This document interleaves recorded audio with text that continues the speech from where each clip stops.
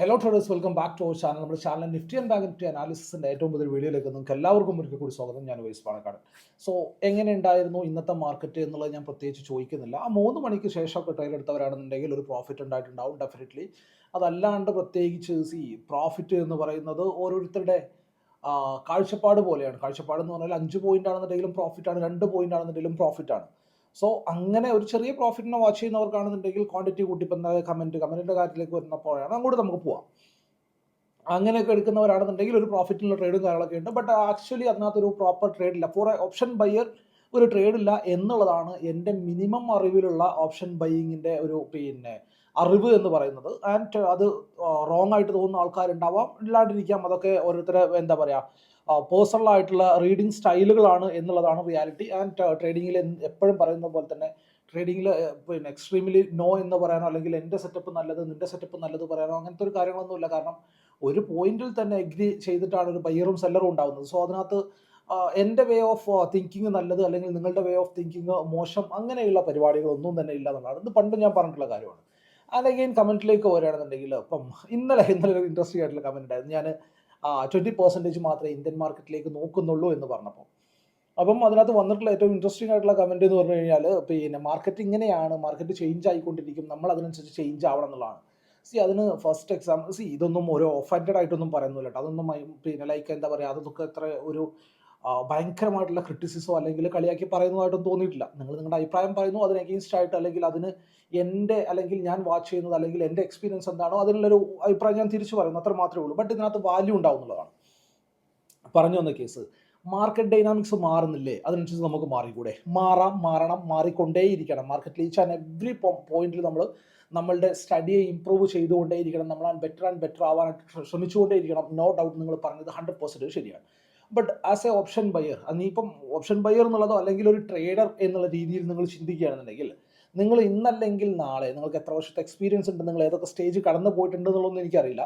But നിങ്ങൾ ഇന്നല്ലെങ്കിൽ നാളെ ഫേസ് ചെയ്യാൻ പോകുന്ന ഒരുപാട് പ്രശ്നങ്ങളുണ്ട്. ആ പ്രശ്നങ്ങൾ എന്ന് പറയുന്നത് മാർക്കറ്റിൻ്റെ ഈ ഒരു ചോപ്പിനെസ്സോ അത് വെച്ചിട്ടൊന്നുമല്ല കാര്യങ്ങൾ പറയണത്.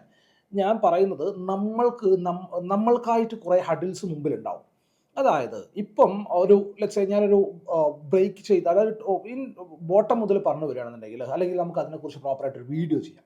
സോ പറഞ്ഞു വന്ന കേസ് എന്ന് പറഞ്ഞു കഴിഞ്ഞാൽ, നമുക്ക് അല്ലെങ്കിൽ ഇപ്പം ഞാൻ നിൽക്കുന്ന സ്റ്റേജ് എന്ന് പറയുന്നത് ഒരു ട്രെൻഡിൽ ഒരു മോശമില്ലാത്തൊരു പോയിന്റ് ക്യാപ്ചർ ചെയ്യുക എന്നുള്ളതാണ്.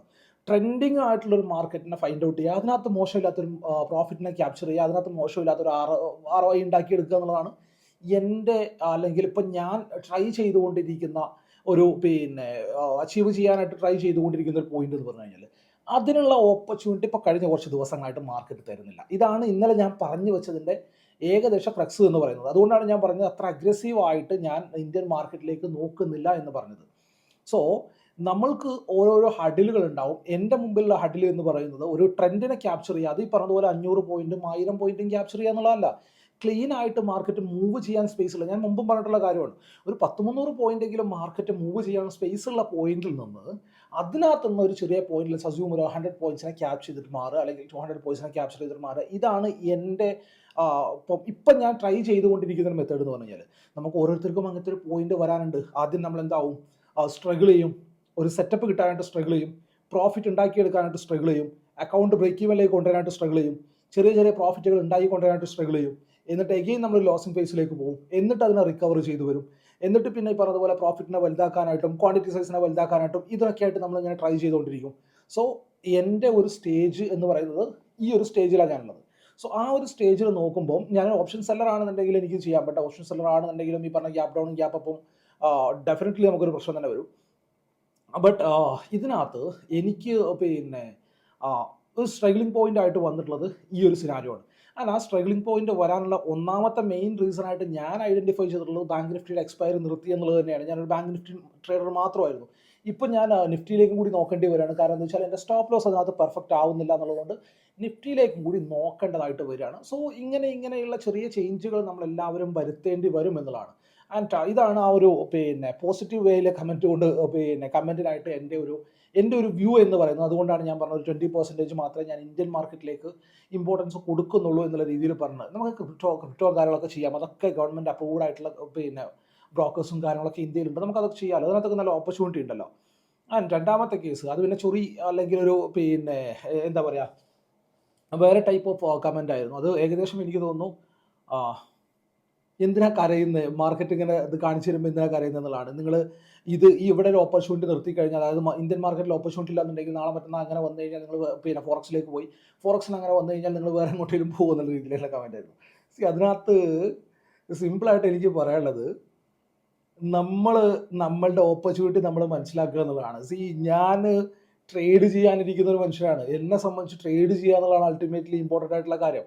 സോ അതിനകത്ത് ഓപ്പർച്യൂണിറ്റി ഇല്ല എന്നുണ്ടെങ്കിൽ, ഏതെങ്കിലും ഒരു പോയിന്റ് എനിക്ക് ഓക്കെ അല്ല എന്ന് തോന്നുന്നുണ്ടെങ്കിൽ ഞാൻ അപ്പുറത്തേക്ക് മാറും. അത് സിമ്പിളായിട്ട് പിന്നെ ലോക തത്വമല്ലേ മക്കളെ. നിങ്ങൾക്ക് ഇഷ്ടപ്പെടാത്തൊരു സംഗതിയാണെന്നുണ്ടെങ്കിൽ നിങ്ങൾ അതിനെ മാറും. നിങ്ങൾക്ക് ഇഷ്ടപ്പെടാത്തൊരു ജോബാണെന്നുണ്ടെങ്കിൽ നിങ്ങൾ ആ ജോബിനെ മാറ്റി നിങ്ങൾക്ക് ഇഷ്ടപ്പെട്ടൊരു ജോബിലേക്ക് നിങ്ങൾ മാറും, ഇല്ലേ? ഏറ്റവും സിമ്പിളായിട്ട് നിങ്ങളും നിങ്ങളുടെ വൈഫിനും ഒരുമിച്ച് ജീവിച്ചു പോകാൻ കഴിയുന്നില്ല എന്നുണ്ടെങ്കിൽ എന്തായിരിക്കും സംഭവിക്കുക? നിങ്ങൾക്കും നിങ്ങളുടെ വൈഫിനും ഒരുമിച്ച് ജീവിച്ചു പോകാൻ സാധിക്കുന്നില്ല എന്നുണ്ടെങ്കിൽ നിങ്ങൾ മാറിയിട്ട് നിങ്ങൾ അടുത്ത മൂവ് ഓൺ ചെയ്തിട്ട് നിങ്ങൾ അടുത്ത ഓപ്ഷൻ എന്താണെന്നുള്ളത് നോക്കും, അല്ലേ? ഒന്നെങ്കിൽ ഒറ്റയ്ക്ക് ജീവിക്കും, അല്ലെങ്കിൽ വേറൊരു പാർട്ട്ണറെ നിങ്ങൾ തരും. വൈഫ് ആവട്ടെ ഹസ്ബൻഡ് ആവട്ടെ വേറൊരു പാർട്ട്ണറെ നിങ്ങൾ തരും. അതുപോലെ തന്നെ ഇന്ത്യൻ മാർക്കറ്റിൽ ഓപ്പർച്യൂണിറ്റി ഇല്ലാന്നുണ്ടെങ്കിൽ വേറൊരു മാർക്കറ്റിലേക്ക് നോക്കും. അവിടെയും എന്നെ കൊണ്ട് പറ്റുന്നില്ല എന്നുണ്ടെങ്കിൽ നിർബന്ധമാണെന്ന് വെച്ചാൽ ഞാൻ ഈ പരിപാടി അങ്ങോട്ട് നിർത്തുന്നു. ഇതിനകത്തൊക്കെ ഇപ്പോഴത്തെ പ്രശ്നം എന്താണ്? സിമ്പിളായിട്ട് അത്ര മാത്രമേ പറയാനുള്ളൂ. അപ്പോൾ മാർക്കറ്റിൻ്റെ ഇന്നത്തെ പോയിന്റിലേക്ക് വരികയാണെന്നുണ്ടെങ്കിൽ കുറച്ച് ഇമ്പോർട്ടൻ്റ് ആയിട്ടുള്ള കാര്യങ്ങളുണ്ട്. ഒന്നാമത്തെ കേസ്, ബാങ്ക് നിഫ്റ്റിയും പ്രോപ്പറായിട്ട് പോയിക്കൊണ്ടിരിക്കുന്ന ഒരു ഓപ്പോസിറ്റ് ഡയറക്ഷൻ എന്നുള്ള രീതിയിലാണ്. ഞാൻ ചാർട്ടിലേക്ക് എത്തുമ്പോൾ ഞാൻ ക്ലിയർ ആയിട്ട് കാണിച്ചു തരാം. സോ നിഫ്റ്റി സ്റ്റിൽ ആ ഒരു റേഞ്ചിനുള്ള തന്നെ സ്റ്റക്കാണ്. ബാങ്ക് നിഫ്റ്റി ആണെന്നുണ്ടെങ്കിലും ഒരു പിന്നെ സ്ലോ ആൻഡ് സ്റ്റഡി മുകളിലേക്ക് പോകാൻ ശ്രമിക്കുന്നുണ്ട്. ഇന്നാണെന്നുണ്ടെങ്കിൽ ലാസ്റ്റ് ആ ഒരു പോയിന്റിൽ വെച്ചിട്ട് ഷാർപ്പായിട്ടൊരു ഫോളും കാര്യങ്ങളൊക്കെ വന്നിട്ടുണ്ട്. സോ നമുക്കൊരു പ്രോപ്പർ ട്രേഡ് കിട്ടണമെന്നുണ്ടെങ്കിൽ നൈദർ ഓർ നോട്ട് മുകളിലേക്കോ താഴത്തേക്കോ പ്രോപ്പറായിട്ടുള്ള ബ്രേക്ക് ഔട്ട് കിട്ടിക്കഴിഞ്ഞാൽ മാത്രമേ നമുക്ക് അവിടെ ഒരു ട്രേഡിനുള്ള ഓപ്പർച്യൂണിറ്റി ഈ ഒരു ചാർട്ടിൽ കിട്ടുള്ളൂ. ഡയറക്ഷണൽ മൂവ് നമുക്ക് ഈ ചാർട്ടിൽ കിട്ടുള്ളൂ. സോ നമ്മൾ പിന്നെ നാളെ ഇപ്പോൾ വെള്ളിയാഴ്ചയാണ്. സ്ട്രിക്റ്റായിട്ട് ഫോളോ ചെയ്യേണ്ട ഒരു കാര്യം എന്ന് പറയുന്നത്, ഈ ഒരു ആഴ്ചയിൽ ഓൾമോസ്റ്റ് എല്ലാ ദിവസവും തന്നെ എന്തായിരുന്നു, മാർക്കറ്റ് ഒരു സൈഡ് വൈസ് ആ ഒരു ടെറിട്ടറിയിലായിരുന്നു. ഇനി പിന്നെ തിങ്കളും ചൊവ്വയും കൂടെ എന്താണ്, ശനിയും ഞായറും കൂടെ മാർക്കറ്റിൽ ഓഫ് കൂടിയാണ്. സോ അങ്ങനെയാണെന്നുണ്ടെങ്കിൽ ഈ ഒരു 2 ദിവസത്തേക്കും കൂടി ആ ഒരു റേഞ്ചിൻ്റെ ഉള്ളിൽ, 3 ദിവസത്തേക്കും കൂടി ആ ഒരു റേഞ്ചിൻ്റെ ഉള്ളിൽ നിന്ന് കഴിഞ്ഞാൽ ചെറിയൊരു പ്രീമിയം ഡിക്കേയും കൂടി അതിനകത്ത് കിട്ടാൻ സാധ്യതയുണ്ട്. ബാങ്ക് നിഫ്റ്റിയിലാണെന്നുണ്ടെങ്കിൽ പ്രത്യേകിച്ച് അത് ചെയ്യാറില്ല, കാരണം എന്ന് വെച്ചാൽ മന്ത്ലി എക്സ്പയറി പുതിയതായിട്ട് സ്റ്റാർട്ട് ആവുകയാണ്. ബട്ട് നിഫ്റ്റിയിലാണെന്നുണ്ടെങ്കിൽ അത് കിട്ടാനുള്ള സാധ്യത അവിടെയുണ്ട്. സോ അതിലുള്ളൊരു പോസിബിലിറ്റി അവിടെ ഉണ്ടോ എന്ന് വെച്ച് കഴിഞ്ഞാൽ ഓഫ് കോഴ്സ് ഉണ്ട്. ഇഫ് മാർക്കറ്റിൽ ഗ്യാപ് ഡൗൺ ഉണ്ടാവുകയാണെന്നുണ്ടെങ്കിൽ മാർക്കറ്റ് പിന്നെ ട്രെൻഡിന് കണ്ടിന്യൂ ചെയ്യും, ഫർദർ അതായത് മുന്നേ ഉണ്ടായ ട്രെൻഡിലേക്ക് തന്നെ വരാനുള്ള സാധ്യതയുണ്ട്. But at the same time നമ്മൾ നോക്കുകയാണെന്നുണ്ടെങ്കിൽ ബാങ്കിങ് സ്റ്റോക്കുകളൊക്കെ ചെറിയ രീതിയിൽ പോസിറ്റീവും സെൻറ്റിമെൻറ്റ്സും കാര്യങ്ങളൊക്കെ കാണിച്ചിട്ടുണ്ടായിരുന്നു എന്നുള്ളതാണ് സത്യം. സോ നമുക്ക് എന്തായാലും ചാർട്ടിലേക്ക് പോകാം. ബാക്കിയുള്ള അനാലിസിസും കാര്യങ്ങളൊക്കെ നമുക്ക് ഡീറ്റെയിൽ ആയിട്ട് ചെയ്യാം. വീഡിയോയിലേക്ക് പോകാം നമുക്ക്. ഓക്കെ, ഞാനിപ്പോൾ ഉള്ള നിഫ്റ്റിയുടെ ചാർട്ടിലാണ്. നിഫ്റ്റിയുടെ ചാർട്ടിൽ നമ്മൾ ഇന്നലെ പറഞ്ഞ ആ റേഞ്ചിൻ്റെ ഉള്ളിൽ തന്നെയാണ് മാർക്കറ്റിന് സ്റ്റക്ക് ആയിട്ടുള്ളത്. ആൻഡ് നിഫ്റ്റി ബാങ്കിലേക്ക് വരികയാണെന്നുണ്ടെങ്കിൽ നിഫ്റ്റി ബാങ്കിലേക്ക് വരികയാണെന്നുണ്ടെങ്കിൽ നമ്മൾ ഇന്നലെ പറഞ്ഞ ആ റേഞ്ചിൻ്റെ മുകളിലായിട്ട് മാർക്കറ്റ് ഗ്യാപ്പ് അപ്പ് ഓപ്പൺ ആയി കംപ്ലീറ്റ്ലി ആ റേഞ്ച് ഉണ്ടാക്കി. ലാസ്റ്റ് അരമണിക്കൂറിൻ്റെ പിന്നെ 2 ക്യാൻഡിലും, അതായത് 15 മിനിറ്റിന് 2 ക്യാൻഡിലാണ് ഈ ഒരു മൂവ്മെൻറ്റ് ഉണ്ടായിട്ടുള്ളത്. But at the same time 5 മിനിറ്റിലേക്ക് നമ്മൾ പോവുകയാണെന്നുണ്ടെങ്കിൽ ഈ ഒരു റേഞ്ചിൻ്റെ പ്രോപ്പർ ഡൗണിൽ ബ്രേക്ക് ഡൗൺ ഉണ്ടായിട്ടുള്ള ക്യാൻഡിൽ, അതായത് പ്രീവിയസ്ലി ഉണ്ടാക്കിയ ഒരു ക്ലസ്റ്ററിൻ്റെ താഴെ പ്രോപ്പർ ബ്രേക്ക് ഡൗൺ ഉണ്ടാക്കിയ ക്യാൻഡിൽ എന്ന് പറയുന്നത് 3.5 ക്യാൻഡിലാണ്. അത് കഴിഞ്ഞിട്ട് ട്രേഡിനൊക്കെ പ്ലാൻ ചെയ്യുകയാണെന്നുണ്ടെങ്കിൽ of course there is A trade എന്നുള്ളത് നമ്മൾ സമ്മതിച്ചു കൊടുത്തേ മതിയുള്ളൂ. ഈ ഒരു സമയത്താണെന്നുണ്ടെങ്കിൽ പ്രീമിയം ഒക്കെ മൂവ് ആയിട്ടുണ്ടാവും. ഞാൻ ശ്രദ്ധിച്ചിട്ടില്ല, കാരണം ഹീറോ സെറ്റപ്പിനെ ഞാൻ ആലോചിക്കണമെന്നുണ്ടെങ്കിൽ ഏറ്റവും ഫസ്റ്റ് ആയിട്ട് എനിക്ക് പ്രൈമറിലി മാർക്കറ്റിൽ ഒരു ട്രെൻഡ് ഉണ്ടായിരിക്കണം. ഏതെങ്കിലും ഒരു ഡയറക്ഷനിലേക്ക് ട്രെൻഡ് ഉണ്ടെന്നുണ്ടെങ്കിൽ ആ ഹീറോ സെറ്റപ്പിനെ ഞാൻ നോക്കുക. ഓറൽസ് ഈ ഒരു റേഞ്ച് ബ്രേക്ക് ഔട്ടോ എങ്ങനെ എന്തെങ്കിലും കാര്യങ്ങൾ നോക്കണമെന്നുണ്ടെങ്കിൽ നിർബന്ധമായിട്ടും ഓൾറെഡി ഞാനൊരു പ്രോഫിറ്റിലായിരിക്കണം അന്നത്തെ ദിവസം ഉണ്ടാവേണ്ടത്. അങ്ങനെയാണെങ്കിൽ മാത്രമേ ഞാൻ പിന്നെ ഹീറോ സെറ്റപ്പിനെ കുറിച്ച് പ്ലാൻ ചെയ്യാറില്ല എന്നുണ്ടെങ്കിൽ ചെയ്യാറില്ല എന്നുള്ളതാണ്. ആൻഡ് ഇന്ന് ലൈവ് മാർക്കറ്റിൽ ഞാൻ ലെവൽസ് ഒന്നും അപ്ഡേറ്റ് ചെയ്തിട്ടില്ല. ബട്ട് പിന്നെ ലൈവ് മാർക്കറ്റിൽ ഞാൻ സ്റ്റുഡൻസിന് പറഞ്ഞിട്ടാണ് ലെവൽ എന്ന് പറയുന്നത് ഏകദേശം ഈ ഒരു പോയിന്റ് ഒക്കെ ആയിരുന്നു. ആൻഡ് ആ ഒരു കംപ്ലീറ്റ് റേഞ്ചിൻ്റെ ഉള്ളിൽ തന്നെയാണ് മാർക്കറ്റ് ഇന്ന് കംപ്ലീറ്റ്ലി സ്റ്റക്ക് ആയിട്ടുള്ളത്. നിങ്ങൾക്ക് അറിയാവുന്നതുപോലെ തന്നെ ലെവൽസ് ഉണ്ടെന്നുണ്ടെങ്കിൽ, എനിക്ക് വ്യൂ ഉണ്ടെന്നുണ്ടെങ്കിൽ ഡെഫിനറ്റ് ആയിട്ട് ഞാൻ ഷെയർ ചെയ്യാറുണ്ട്. ഇന്നൊന്നും പ്രത്യേകിച്ച് അങ്ങനെ ഉണ്ടായില്ല. അതുകൊണ്ട് തന്നെ നോ ട്രേഡ് ദിവസമായിരുന്നു ഇന്നത്തെ ദിവസം എന്നുള്ളതാണ്. ആൻഡ് ഫോറക്സിൽ ചെറിയ ട്രേഡ് പോയിക്കൊണ്ടിരിക്കുന്നുണ്ട്. ആൻഡ് അതിനകത്ത് നിന്ന് മോശമില്ലാത്തൊരു പ്രോഫിറ്റ് കിട്ടുമെന്ന് വിചാരിക്കാം. ആൻഡ് എഗെയിൻ നാളത്തെ ദിവസത്തേക്ക് വരികയാണെന്നുണ്ടെങ്കിൽ ഫസ്റ്റ് തിങ് നമ്മൾ ആദ്യം ഇവിടെ നോട്ടീസ് ചെയ്യേണ്ട കാര്യം എന്താണെന്ന് വെച്ച് കഴിഞ്ഞാൽ, ഇവിടെ ഞാൻ ജസ്റ്റ് ചുമ്മാ ഒരു കാര്യം നിങ്ങൾക്ക് കാണിച്ചു തരാം. ഇപ്പോൾ ഇവിടെ നിന്ന് നമ്മൾ നോക്കുകയാണെന്നുണ്ടെങ്കിൽ നമുക്ക് ഈ ഒരു ലോയിനെയും കണക്ട് ചെയ്തിട്ട് ഇങ്ങനെ വരയ്ക്കുകയാണെന്നുണ്ടെങ്കിൽ we can see a like എന്താ പറയുക, ഒരു ചാനൽ പാറ്റേൺ നിങ്ങൾക്ക് ഇവിടെ കാണാൻ പറ്റും, അല്ലേ? ആൻഡ് നിഫ്റ്റിയിൽ നോക്കുകയാണെന്നുണ്ടെങ്കിൽ ഇതിൻ്റെ എക്സാക്റ്റ് ഓപ്പോസിറ്റ് ആയിട്ടുള്ള ഒരു ചാനൽ പാറ്റേൺ നമുക്ക് കാണാൻ പറ്റും. ഏകദേശം നമ്മൾ ഇവിടെ നിന്ന് ഇങ്ങനെ വരയ്ക്കുകയാണെന്നുണ്ടെങ്കിൽ പിന്നെ ഇവിടെയായിട്ട് നമുക്കൊരു ഡിസെൻഡിങ് ചാനൽ പാറ്റേണും നമുക്ക് കാണാൻ പറ്റും. അപ്പം ഇങ്ങനൊരു ഓപ്പോസിറ്റ് ഡയറക്ഷനിലേക്ക് മാർക്കറ്റ് പോകുന്നതായിട്ട് കാണാൻ പറ്റുന്നത്. ഇത് താഴത്തേക്കുമാണ് ആൻഡ് ബാങ്ക് നിഫ്റ്റി മുകളിലേക്കുമാണ്. സോ ഈ ഒരു ചാനലിൽ നമ്മൾ എന്തായാലും വാച്ച് ചെയ്യേണ്ടതുണ്ട്. ഈ ഒരു ചാനലിൻ്റെ താഴെ ബ്രേക്ക് ഡൗൺ കിട്ടുകയാണെന്നുണ്ടെങ്കിൽ ചെറുതായിട്ട് മാർക്കറ്റ് ആസ് പെർ ചാനൽ നോക്കുകയാണെന്നുണ്ടെങ്കിൽ ഈ ഒരു ലെവൽ വരെ മാർക്കറ്റ് അപ്രോച്ച് ചെയ്യണം. ലെവൽ എന്ന് പറയുന്നത് 48,273 എന്നുള്ള ലെവലാണ്. ആ ഒരു ലെവൽ വരെ മാർക്കറ്റ് വരാനുള്ള സാധ്യത അവിടെ ഉണ്ട് എന്നുള്ളതാണ് റിയാലിറ്റി. ആൻഡ് ഇനി എന്തായാലും നമ്മൾ ചാർട്ടിലേക്ക് തിരിച്ചു പോകുകയാണെന്നുണ്ടെങ്കിൽ ഞാൻ ഈ ഒരു ഡ്രോയിങ്സിനെ ജസ്റ്റ് ഒന്ന് കളഞ്ഞേക്കാം. ചാർട്ടിലേക്ക് തിരിച്ചു പോകുകയാണെന്നുണ്ടെങ്കിൽ നിഫ്റ്റി ബാങ്കിലേക്ക് ഞാൻ വാച്ച് ചെയ്യാൻ പോകുന്ന ലെവൽ എന്ന് പറഞ്ഞാൽ 15 മിനിറ്റ് ടൈം ഫ്രെയിം ചാർട്ടിലേക്ക് നമുക്ക് പോകാം. ഒരു ഒന്നുകൂടി ക്ലിയർ പിക്ചർ കിട്ടും. സോ നിഫ്റ്റി ബാങ്കിൽ ഞാൻ വാച്ച് ചെയ്യാൻ പോകുന്ന ലെവൽ എന്ന് പറഞ്ഞു കഴിഞ്ഞാൽ ഓൺ ദ ലോവർ സൈഡ് ഞാൻ എടുക്കാൻ പോകുന്ന ലെവൽ 48,575 എന്നുള്ള ലെവലാണ്. ഓൺ ദ അപ്പർ സൈഡ് ഞാൻ എടുക്കാൻ പോകുന്ന ലെവൽ എന്ന് പറഞ്ഞു കഴിഞ്ഞാൽ പിന്നെ ഈ ഒരു ലെവലിനെ തന്നെയാണ്. ഈ ഒരു ലെവലിനെ എടുത്തിട്ട് പ്രത്യേകിച്ച് ഉപകാരമൊന്നുമില്ല. കാരണം എന്താണെന്നറിയാം, ലോവർ സൈഡിലേക്കാണെന്നുണ്ടെങ്കിൽ നമുക്ക് ബ്രേക്ക് ഔട്ട് ലെവൽ വരാൻ പോകുന്നത് ഈ ഒരു ലെവലിലൊക്കെയാണ്. ഈ ഒരു ലെവലിലാണ് നമുക്ക് ലോവർ സൈഡിൽ ബ്രേക്ക് ഔട്ട് വരാൻ പോകുന്നത്. ആൻഡ് നമുക്ക് അപ്പർ സൈഡിലേക്ക് നമുക്ക് വാച്ച് ചെയ്യേണ്ട ലെവൽ എന്ന് പറഞ്ഞു കഴിഞ്ഞാൽ ഈ ഒരു ലെവലാണ്. അതായത് 48,700 ആണ്. ഓൺ ദ ലോവർ സൈഡ് ഞാൻ വാച്ച് ചെയ്യാൻ പോകുന്നത് 48,520 എന്നുള്ള ലെവൽ കൂടിയാണ്. സോ 520 എന്നുള്ള ലെവലിനെ ബ്രേക്ക് ചെയ്ത് കഴിഞ്ഞാൽ 400 എന്നുള്ള ലെവലിലേക്കും 400 താഴത്തേക്ക് അപ്രോച്ച് ചെയ്യുകയാണെന്നുണ്ടെങ്കിൽ 300 എന്നുള്ള ലെവലിലേക്കും മാർക്കറ്റ് മൂവ് ചെയ്യുന്നതായിട്ട് നമുക്ക് കാണാൻ പറ്റും.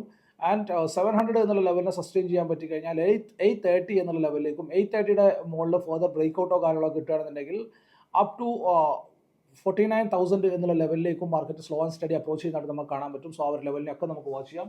മാർക്കറ്റ് ഈ ഒരു റേഞ്ചിൻ്റെ ഉള്ളിൽ നിന്ന് ട്രേഡ് ചെയ്തിട്ട് ഈ ഒരു ലെവലിനെ താഴത്തേക്കോ മുകളിലേക്കോ ബ്രേക്ക് ചെയ്യുകയാണെന്നുണ്ടെങ്കിൽ നമുക്ക് ഇങ്ങനെ ഒരു മൂവിനെ നമുക്ക് ആൻറ്റിസിപ്പേറ്റ് ചെയ്യാവുന്നതാണ്.